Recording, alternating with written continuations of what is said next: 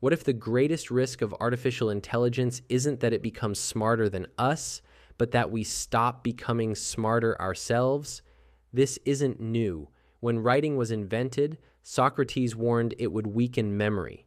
When the printing press spread books, oral tradition declined. When calculators entered classrooms, mental arithmetic dropped. GPS weakened spatial navigation. Search engines made us remember where to find answers instead of remembering the answers themselves. Every technological leap expands capability, but it also shifts competency. Now enter AI. This is different. Writing stored memory, search engines retrieved information, calculators accelerated computation, AI generates reasoning.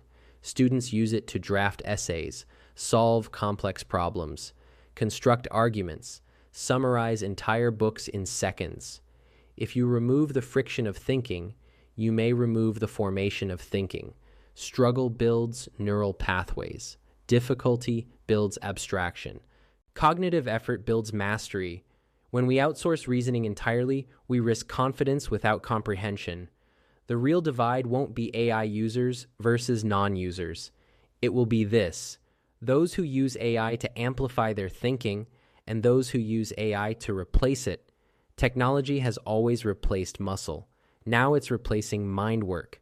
The future may not belong to those who use AI. It may belong to those who still know how to think without it.